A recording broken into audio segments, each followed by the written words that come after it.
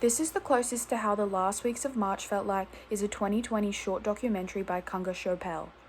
The film follows a personal account of the COVID-19 pandemic in America, focusing on its impact on an immigrant family as experienced by a student isolated at his deserted university. Kunga, a writer, director, and cinematographer from Queens, New York, consistently weaves themes of identity and family into his work. By highlighting the distinct and personal experiences of a Tibetan immigrant in America, he aims to paradoxically address the universal struggles and triumphs that resonate with everyone.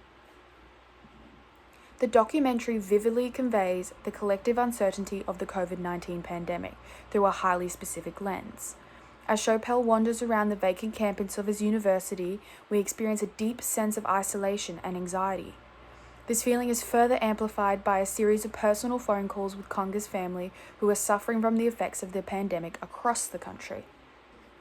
This conversation between father and son is filled with emotion, yet it never feels forced or overly sentimental. It reveals their relationship as they navigate the harsh reality of the pandemic while striving to stay connected and support each other. This is the closest to how the end of March feels like, captures the full impact of this global crisis on a personal level, addressing the mental, emotional, and financial strains placed upon families across the globe. As an immigrant story, the film subtly explores a range of complexities such as class disparity and marginalization.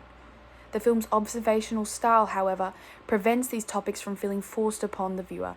Rather, Chopel creates a narrative that is both highly specific to himself, yet universally relatable to in these uncertain times. The primary mode used throughout the closest to how the last weeks of March felt like documentary is observational. This cinema verite style of film is shown through various elements within it. To convey its sense of realism, this observational documentary captures the events in real time, showcasing the COVID-19 pandemic effects on the protagonist authentically. The filmmaker's choice of using long takes to capture events as they happen is a technique that enhances realism and helps viewers feel more immersed in the scene. This observational technique is utilized heavily in the last 5 minutes of the film. The scene is one long consecutive take from an extreme wide shot angle.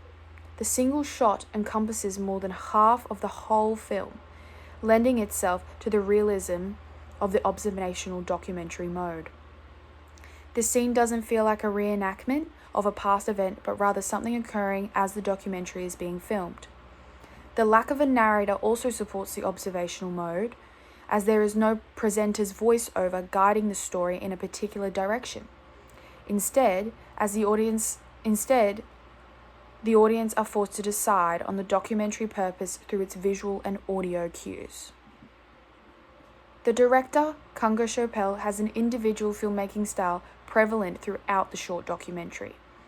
His use of contrast, switching between extreme wide shots and close-ups, helps convey the emotional message of the film. The simplistic cinematography style allows a viewer to grow more invested in the message of the story, only using around 10 different shot types for the entire film. Instead of using intricate and distracting mise-en-scène, Chopel utilizes the natural features of the college campus he's been isolated on, emphasizing its relevance to the narrative.